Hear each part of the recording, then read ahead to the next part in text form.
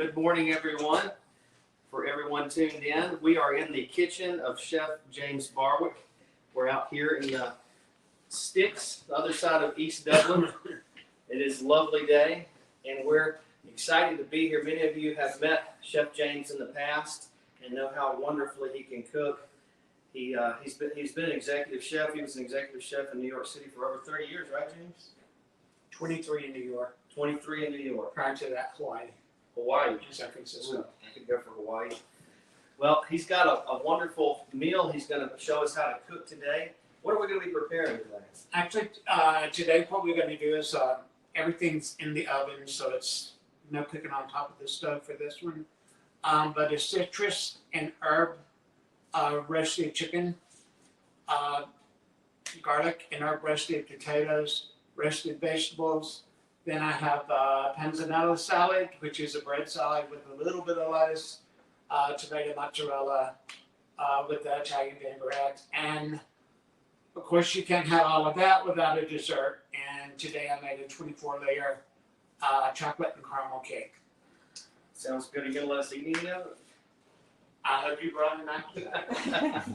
Sounds awesome. Well, tell us a little bit about your kitchen and everything that you have in here. Living in New York for 23 years, my kitchen, actually my whole apartment, was less than 600 square feet.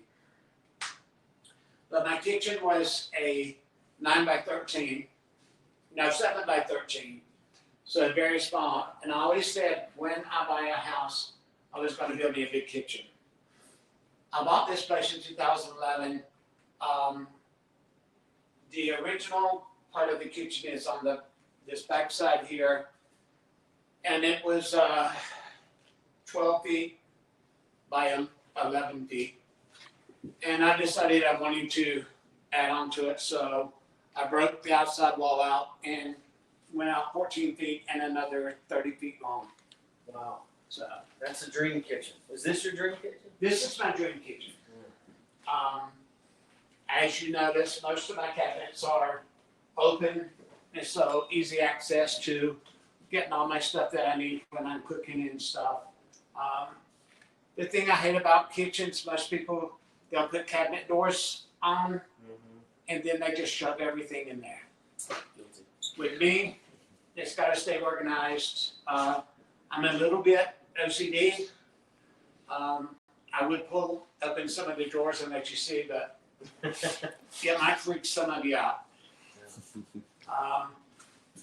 But living in New York, I had the pleasure of doing a lot of work for the tabletop markets, Lenox, China,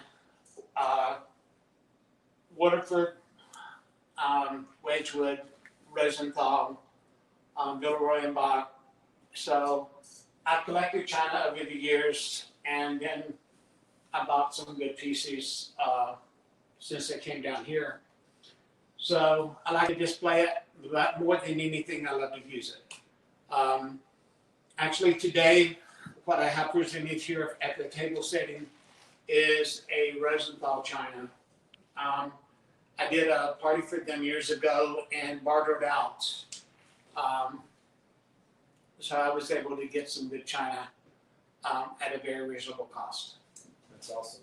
Well, I'm going to get out of your way and let you take over and kind of show us how to learn how to cook a little bit here. Sounds great. Look All right. forward to that. Thanks. First of all, I want to thank all of you for joining in. Welcome to my kitchen. Those of you that already know me, you know how I love to cook and share my talents with people. The thing about cooking is people eat with their eyes first. Not only do you want to do great food, but you want to present it well.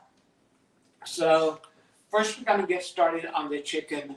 And what I did was I brined the chicken overnight. I took a cup of kosher salt, a cup of brown sugar and white sugar, and I dissolved that, put some ice in it, and then I put my chickens inside and let them marinate overnight. But to get started on that, what I'm going to do is just take some fresh rosemary and throw in the bottom of the pan, some fresh herbs, And then I'm gonna take a couple of lemons and a couple of oranges, just slice them and throw in the pan. Now the thing is as this is cooking, all that flavor will be absorbed into the chicken, and it's amazing how much flavor you can get out of just by putting the chickens on top and roasting them. How much flavor will be absorbed into that chicken.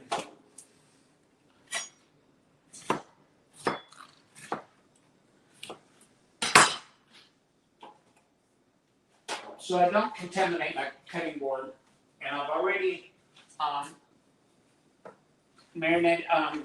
brined the chickens overnight.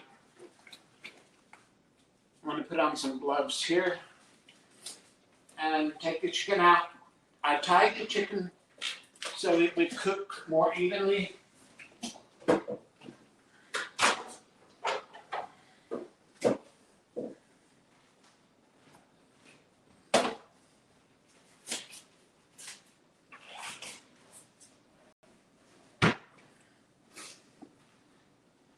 Give it a good sprinkle.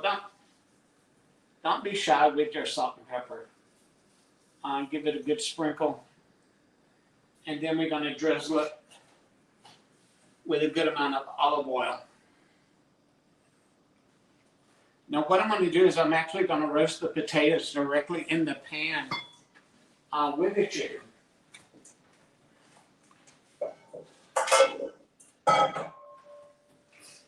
I have some small baby white potatoes, red potatoes, and purple potatoes, and Yukon Golds. So I drizzle them with listen, I believe in using olive oil. I am not stingy. When it comes to food, I don't mind spending money. You can, it's incredible to, some people, they will go and they'll want to buy the cheapest thing possible to make a meal. Think about what you're putting in your body. I'm going to say this. I've said it before to some of you. I'm going to say it again. Margarine. Why? Please tell me why you use margarine. If you want to know the research of it, margarine is one molecule away from being plastic. It was actually invented to fatten turkeys. And trust me, you don't want to put it in your body. I just had open heart surgery in October. Not that I was a margarine eater, but it's harder actually for your body to digest than anything. So I'm adding some fresh herbs that I have chopped up. Fresh thyme, rosemary, and oregano.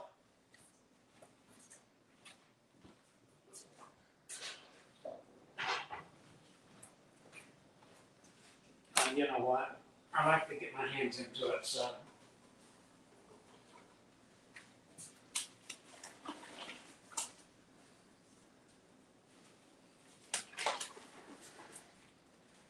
And this is really something that's very easy to do. And you can put it on, let it roast for a couple hours. And then have it later that evening. If you've never tried roasted garlic, I would suggest you do. It's actually unbelievable. All of this that I'm preparing, I've actually been working on earlier because I've got a hungry crowd here that I'm going to have to feed. So I don't want them to leave hungry. This that I'm taking out, I'll be plating in just a moment, but I want to show you how to do all this. Now this is going to be roasting at 350 degrees for about an hour and 45 minutes to 2 hours. You want to make sure that the internal temperature of any kind of poultry gets up to at least 165 degrees. That's your chicken and the potatoes. Now we got to take some vegetables and cut them and roast them. And all you do here is just trim off the ends, cut them anywhere from 1/4 to 1/2 inch thick. And if you notice when I'm cutting, I keep this finger curved. And the reason for that is I don't cut the end of my finger off. And I've had to learn that the hard way. Also, the other thing, when you're cooking or working in the kitchen, sharpen your knives. Dull knife can actually cause more damage than a sharp knife. So you want to make sure that you work with the proper tools.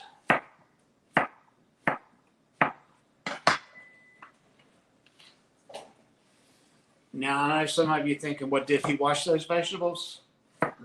Those vegetables, when I bring them into my house, I wash them.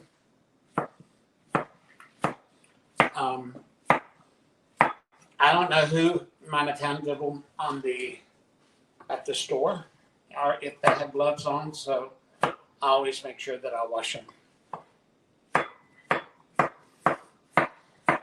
What do you usually do to wash your vegetables? Do you have like a certain soap, or what do you do? No, I usually wash them in the salt water. I let them soak for a couple of moments and then wash them and rinse them and let them drain. Now we have peppers.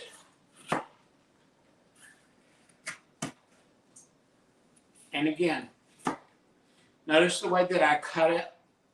I wanted to keep all of this off and actually use pretty much every part of the pepper.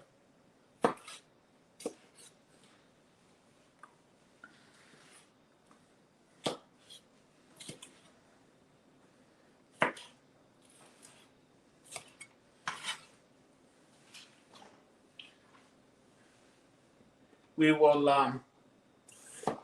the vegetables takes about 15 minutes, and you can bake them at the same time you bake in your chicken. I would actually, so everything would come out at the same time. I would let my chicken and potatoes cook for a good hour to an hour and 15, 20 minutes, and then I would put my vegetables in. That way everything comes out at the same time. I don't like overcooked vegetables. I know there's a thing in the South is you cook them till you cook them to death. With fresh vegetables, that's not necessary. So, if I've offended anybody by saying that, I'm sorry. But if you're going to go through the trouble of having all these fresh vegetables, you want to be able to taste them and the quality of the food.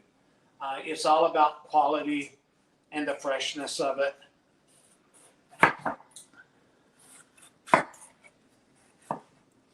And the thing is,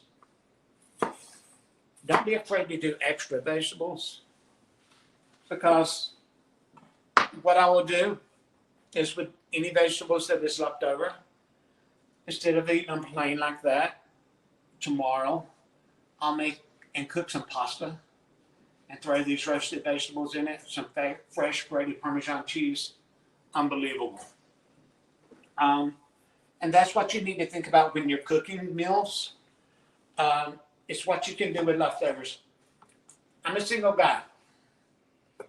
I hate going out to restaurants every night, but more than anything, I hate leftovers. So I have to do something that I can revamp and reuse, because I hate eating the same thing over and over. But if you can switch it up a little bit, make something different.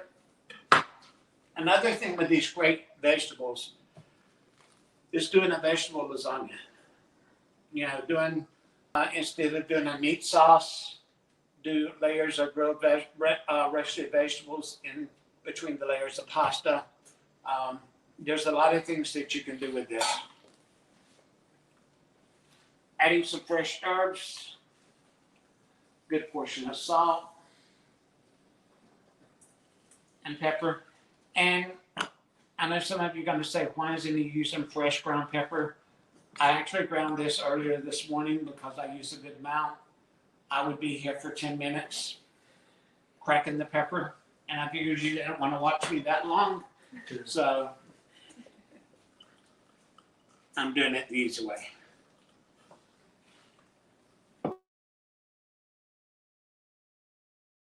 Olive oil. If you look at my pantry, you'll probably see about 8 or 10 bottles of olive oil. I believe in having a well-stocked pantry. One thing some of you may know, some of you may not. I'm LDS, Latter-day Saint. And I think, especially in this trying times right now that we're all going through, is that we need to preserve and save and do our food pantry and stock up. Some people say a year, some say 2, some say 3. Now, when everybody was fighting over toilet paper and paper towels and all that a few months ago, I laughed at them. And I have family members that was going on about it. But I have 2 staircases to my attic, and I have 20-something mega packs of that.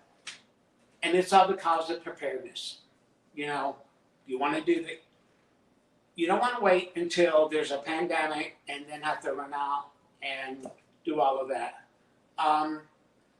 Just last week, I've been doing a lot of canning. I put up 70-something jars of peach jam, 60-something jars of strawberry fig preserves.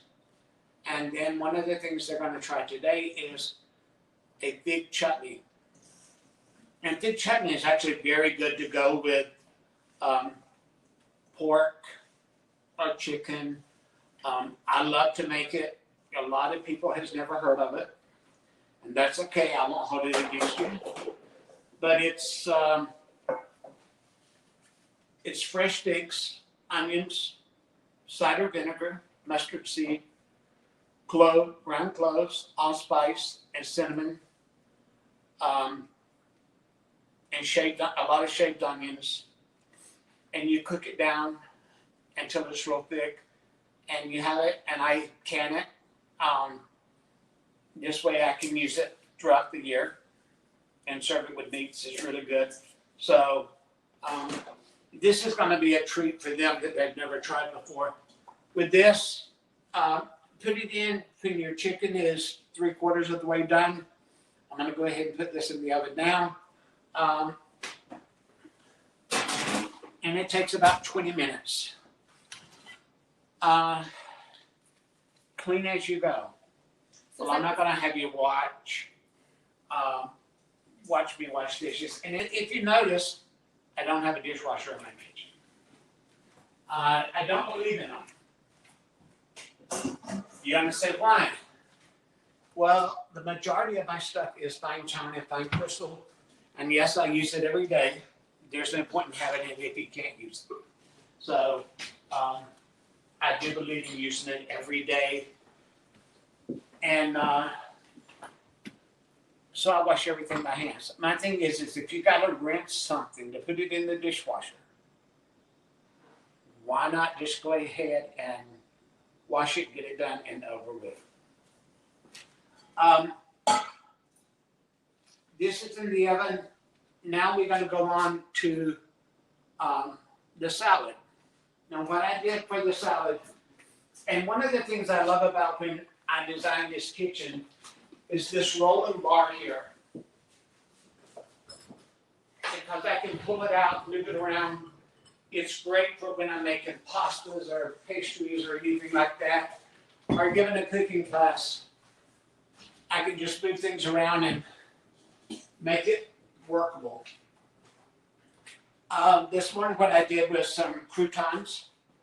I cut up a loaf of French bread, drizzled olive oil, fresh herbs, salt and pepper, and toasted it. What I'm going to add to that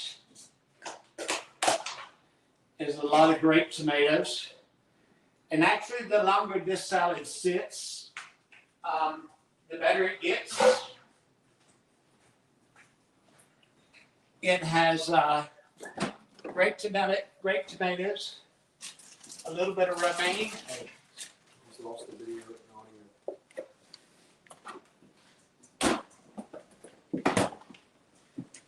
Check your internet connection. Technical problem. She's connected.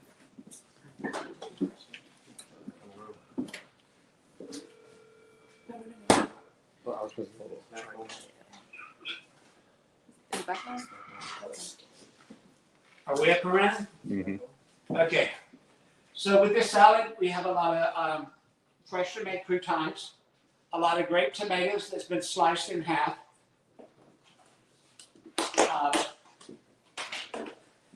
Parmesan cheese. People, please, don't buy that crap ring jar stuff. Spend the money. It's only a couple of dollars more and buy quality. Some people prefer quantity over quality, but I prefer quality. So this I shaved it with a vegetable peeler. And trust me, I'm generous when it comes to cheese. I don't believe in skimping on anything. And fresh mozzarella. Yes, I will use, actually I think I even have some.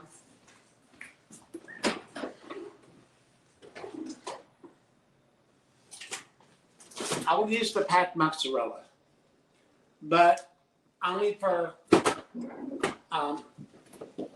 pizzas and stuff like that. I prefer using fresh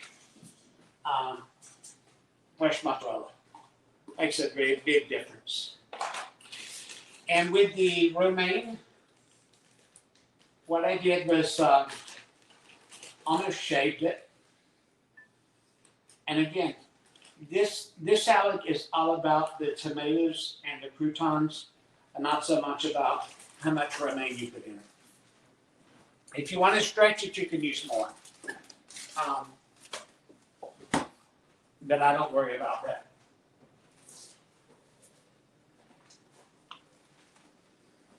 Here I go again with another set of gloves. I like to get my hands in it.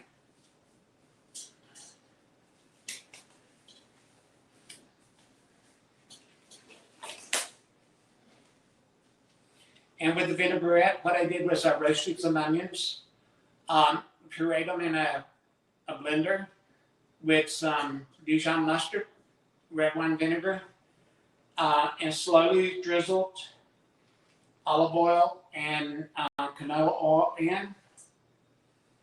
And again, this you want to be generous with the vinaigrette because you want it to absorb into all those croutons.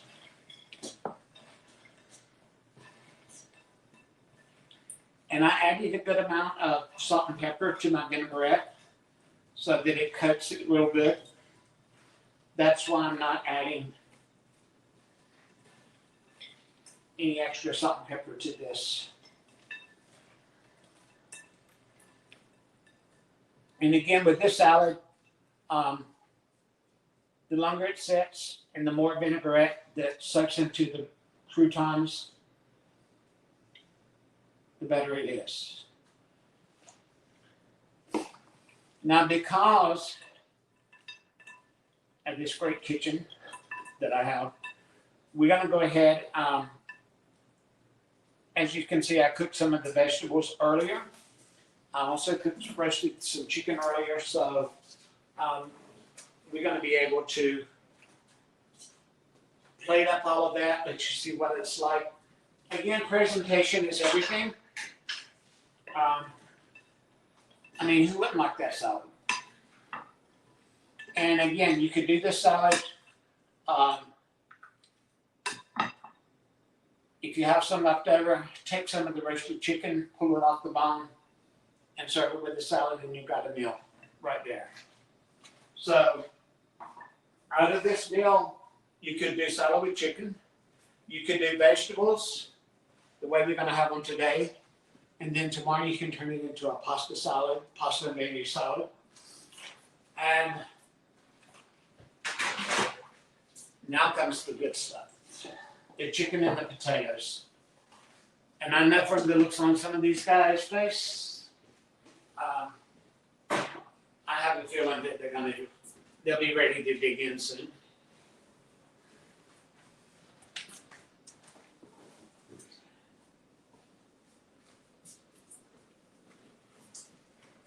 Another set of gloves.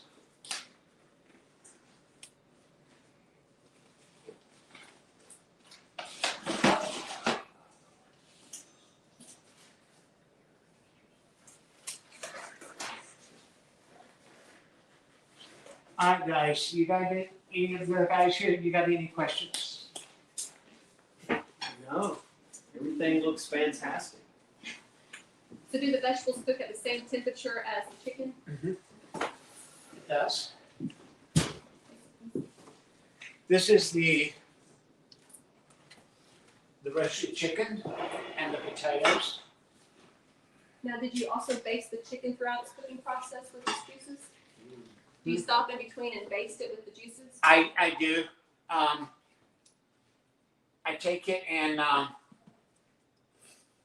like every 30 minutes, I baste it. Guys, again, remember presentation. It only takes a second to make the plate look nice. But remember, people eat with their eyes first.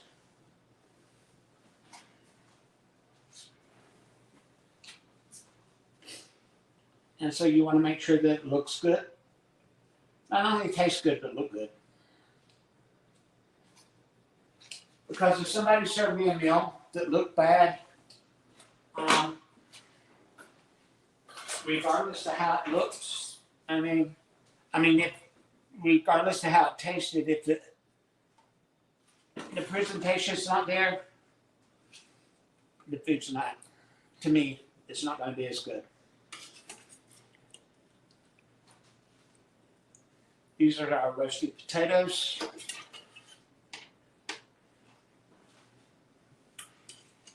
And what kind of herbs are in the potatoes there? This is thyme and rosemary. I went out this morning and cut it from my garden. So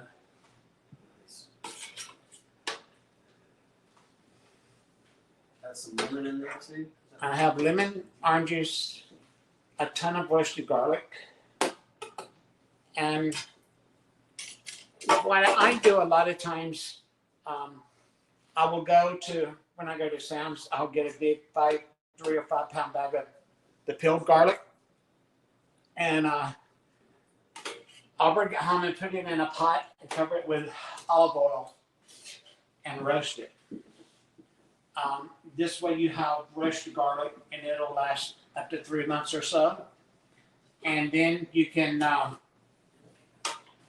use that oil for roasted vegetables or sauteing, anything like that. And the other thing, when you're cooking for people, cook enough that if they want to go back for seconds, there's plenty. Don't be stingy with food. As you can tell, I didn't get this way from not eating. I like your attitude. That's my approach too. Hey, it's all about the food. Making sure people enjoy it.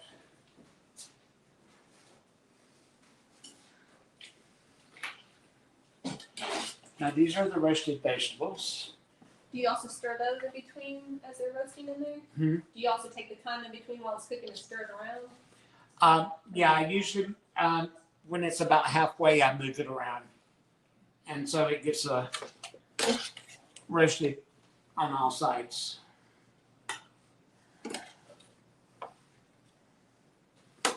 And the thing is you want to make sure that when cooking, you don't want everything to be the same color. You want to have some nice colors in there. So you see the orange, you see the different color potatoes, and then all the vegetables. And one of the greatest things, and I didn't show you how to do this, but with asparagus, just trim the asparagus, drizzle it with olive oil, salt and pepper, and let it roast for 5 to 7 minutes. It's according to the thickness. This is pretty thin asparagus, so it didn't take very long. But So what temperature do you do that at? at the same 350. And then these are vine ripe tomatoes. And I just drizzled them with a little olive oil, salt and pepper. But the combination of all these bright colors, and then when you taste them, I think you're going to enjoy them. We've been smelling it for a while now. Now, as you can see, the combination here is good. This is the big chutney I was talking about. I canned 31 jars a couple of days ago. A friend of mine called me when she was heading to work. She said, "Would you like some pigs?" I said, "Sure." She said, "I've got 5 gallons for you." And I don't believe in letting anything go to waste. So this is a big chutney. A lot of mustard seed, the cloves, the cinnamon, a lot of onions. It can be eaten with meats. It's got a few raisins in it. But you can also use this on brie cheese when you're doing a charcuterie tray with cheese and meats. This is actually very, very good to serve with it. So you have your salad here, you have your chicken here. I promised these guys that I would feed them. I didn't know how long exactly this would take, so forgive me if I'm You're doing great. Right on time. right on time. Right on time. All right, the last thing that we do in here, actually, give me your plate there, the little one. As you know, in the South, there's a thing about thin layer cakes. Some make them 12 layers, some make them 14 layers. But I had to beat that. So this is a 24 layer cake. But what I did here was I alternated the layers, chocolate caramel, chocolate caramel. So I'm gonna cut into this, and hopefully you guys won't be disappointed.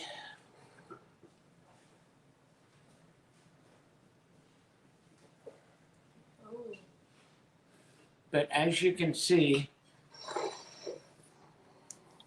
every other layer is caramel and chocolate. Caramel and chocolate. that was delicious. And this is what these guys are having for dessert. Now, Alicia, I think you wanted to say something about the end of the quarter, that there's going to be some cake giveaways. We are, so for our clients, we're having a referral program for our company, and so as our clients refer throughout this quarter, we have 2 people that can win a cake from Chef James, and this is one of them.